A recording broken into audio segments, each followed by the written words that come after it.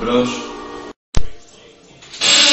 Αφεντικό, έχω πολύ καλά νέα. Ο τζίρος τον τελευταίο μήνα έφτασε στα 2 εκατομμύρια. Σοβαρά. Γιατί έτσι? Τα νέα μηχανήματα έχουν αυξήσει κατά 20% την παραγωγική διαδικασία. Πώς σας κάνετε αφεντικό? Καταπληκτικό. Θέλω τα χαρτιά μου. Θέλω να μην δείξω πάλι όλα. Μήπως μπορώ να τα ανάψω σε παρακαλώ?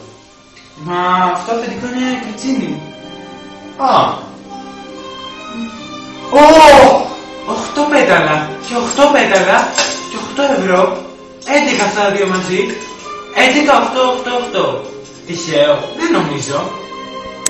Μα αφεντικό δεν σε ρώτησα, μήπως ενοχλώ? Σε βλέπω στον υπολογιστή κάτι κάνει γι' αυτό. Όχι, απλά βλέπω εδώ πέρα το χρηματιστήριο της Φραγκφούρτης.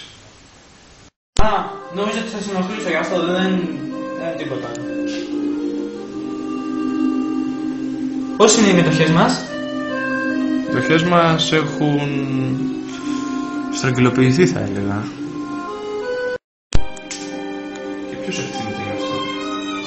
Μα αφεντικό έχουμε αύξηση 20%. Παραγωγικότητα έχει αυξηθεί, οι πωλήσεις, τα κέρδη.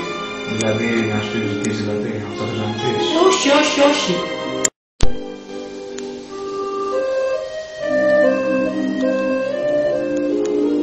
Μα δεν είπα κάτι εγώ. Του Θεού.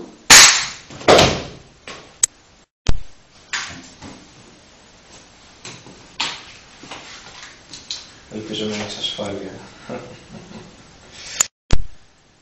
Ξέρεις τι πρέπει να κάνεις. Οκ, boss.